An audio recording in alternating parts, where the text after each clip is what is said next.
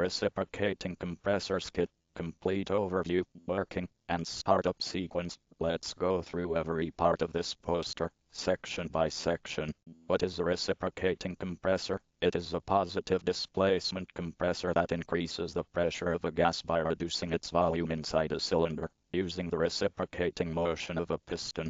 Applications in oil and gas gathering and boosting, LPG and CNG compression, gas injection and reinjection, process gas compression, hydrogen, carbon dioxide and nitrogen compression, and refinery and petrochemical service. Major equipment identification. The skid layout includes 22 key items, from the electric motor, coupling, flywheel and crankshaft, through the cylinder, valves, piston and connecting rod, to the scrubbers, pulsation bottles, coolers, lube oil and cooling water systems, and the control panel with its safety relief valve.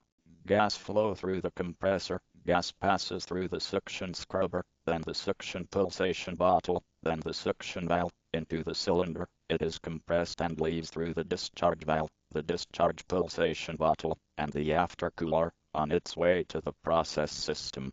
The mechanical drive system. Power flows from the electric motor, through the coupling, to the flywheel, which smooths out the rotation. The flywheel turns the crankshaft, which drives the connecting rod, the crush head, and finally the piston and piston rod, converting rotary motion into reciprocating motion. The working principle, simply put, gas enters the cylinder through the suction valve during the suction stroke, as the piston moves backward. During the compression stroke, the piston moves forward, the gas is compressed, and pressure increases. When the pressure in the cylinder is higher than the discharge line, the discharge valve opens and gas flows out. This process repeats continuously. The lube oil system. Oil is drawn from the oil tank by the main lube oil pump, passed through the oil filter and the oil cooler, and then delivered under pressure to the main bearings, the crush head, the connecting rod, and the cylinder wall. Lube oil reduces friction between moving parts, carries away heat, and removes contaminants. Proper oil pressure is vital for safe operation.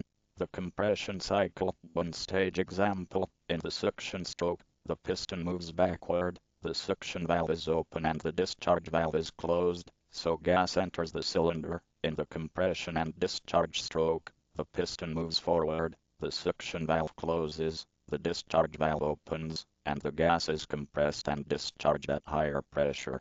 The cooling water system. Water enters through a filter or strainer, is circulated by the cooling water pump, and flows through the cylinder jackets and distance piece, the intercooler where fitted, and the aftercooler, before leaving as the CW outlet and returning through the cooling tower or heat rejection system. Cooling water removes heat from the cylinder jackets, intercooler, and aftercooler, and maintains proper operating temperature.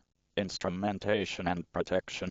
Pressure transmitters, temperature transmitters, vibration probes, an oil pressure switch, a high discharge temperature switch, a safety relief valve, and PLC control with an HMI monitor all critical parameters, generate alarms and trips on unsafe conditions, and ensure safe and reliable operation. The complete startup sequence. First, pre-start checks, then start the lube oil pump, and verify oil pressure. Start the cooling water system, and open the suction valve. Start the motor and allow it to reach operating speed. Check for normal operation, watching for noise, vibration, and correct temperatures. Finally, load the compressor gradually by opening the discharge or unloader valve. During normal operation, continuously monitor that suction pressure and discharge pressure stay within their design range. Lube oil pressure remains stable. Discharge temperature stays within limit. Vibration is within acceptable range, and there is no abnormal noise or leakage. The normal shutdown sequence. Close the compressor capacity or unload it, then stop the motor, close the suction and discharge valves, and stop the process gas flow. Continue running the lube oil pump for a few minutes to coast down, then stop the lube oil pump. Stop the cooling water pump only after this cool down period. Finally, record the final readings and secure the equipment. Common faults and their effects. Low oil pressure, often from pump failure or a blocked filter, risks bearing damage and seizure. High discharge temperature, from cooling water failure or valve leakage, reduces efficiency and damages components. High vibration, from imbalance or loose parts, risks bearing and mechanical failure. Valve leakage reduces efficiency and causes overheating, and cooling water failure can cause high temperature, cylinder damage, and a trip. How one system affects another. The lubrication system reduces wear and heat, protecting the mechanical system. The cooling system removes heat from the cylinders and coolers, protecting the compression process, and instrumentation and control monitors and protects the compressor, ensuring safe and reliable operation. Key points to remember: always maintain proper oil pressure before starting, keep the cooling system clean and in good condition, monitor all parameters continuously, follow the manufacturer's procedure for startup and shutdown. Regular maintenance ensures long life and reliability, and safety always comes first.